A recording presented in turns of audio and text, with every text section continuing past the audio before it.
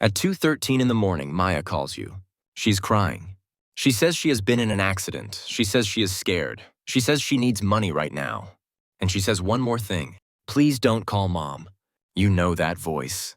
You know the way she rushes when she panics. The little crack at the end of a sentence. The way she says your name when she needs help.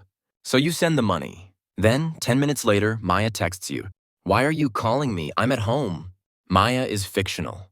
The scam is not. A short public clip of someone's voice can now be used to create a clone convincing enough to exploit the one moment you are least likely to think clearly. An emergency. A voice used to feel like proof. You could fake a letter. You could forge a signature. You could use someone's name. But if you heard your brother crying on the phone, you believed it was your brother. That instinct made sense, until now. Modern voice cloning systems do not need a person to say every sentence they will eventually speak. They learn patterns. Pitch, rhythm, accent, pauses, breath, the way someone emphasizes a word, the way they laugh before answering a question. Then they generate words that person never said. A scammer writes the message. The machine gives it your mother's voice, or your boss's, or yours. And the technology does not have to be perfect. It only has to be believable long enough for someone to make one irreversible decision. Send the money. Approve the payment. Give them the password. Open the door.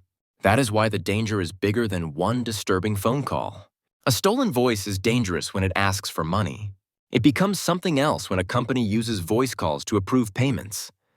When a school uses them to confirm a parent's identity. When an employee receives an urgent order that appears to come from a CISO. When a recording becomes evidence. Then the attack is no longer against one person. It is against every system that still believes hearing someone is the same as knowing who they are. Imagine an employee gets a call at the end of a stressful day. It is the CEO. The voice is familiar, calm, a little impatient. I need you to send this payment now. I'll explain tomorrow. The employee sends it. Or imagine a school receives a call from a parent authorizing another adult to pick up a child.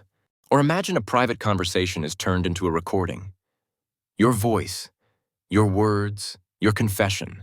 Except it never happened. This is the real shift. For years, people worried that artificial intelligence would create fake evidence. That is true.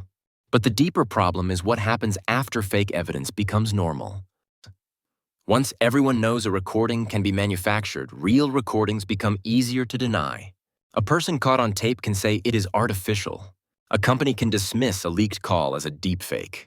A politician can reject an authentic recording by calling it synthetic. And suddenly, the question is no longer, is this real?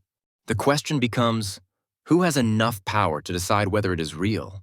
That is the part that should worry us. Not because machines have become human, but because human institutions still depend on shortcuts. A signature, a face, a voice.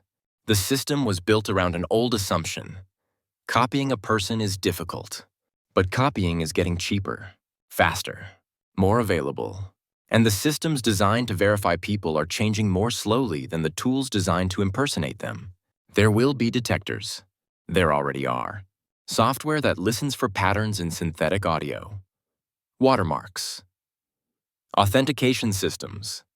New ways to prove where a recording came from. But detection is an arms race. A detector finds a pattern. The generator learns to hide it. The detector improves. The generator improves again. And even the best detector has a problem. What happens when it says an urgent call is probably fake? Probably is not enough. Not when a parent believes their child is hurt. Not when a company is about to transfer money. Not when a judge, employer, school, or hospital has to make a decision. The future cannot depend on everyone becoming an expert in audio forensics. It depends on building better habits before the emergency happens. If someone calls you in panic and asks for money, pause. Urgency is the attacker's oxygen. Call them back using a number you already know. Do not use the number the caller gives you. Verify through another channel. Text them, video call them, contact another family member, and create a rule before anyone needs it. No money request is approved by voice alone. No account change is approved by voice alone. No urgent order skips verification because it came from someone familiar. That sounds inconvenient? It is. But security is almost always inconvenient before it becomes necessary. The strange thing is, the first thing voice cloning may destroy is not money. It may be the tiny automatic trust that makes a loved one's voice feel like home. We used to hear a familiar voice and relax. Soon we may hear one and hesitate. And maybe that hesitation will become necessary. Because one day, the most convincing voice you hear may be your own. It may say you approved something, confessed to something, promised something, or begged someone you love for help. And when that day comes, the question will not be, does this sound real? It will be, what can still prove that it was you?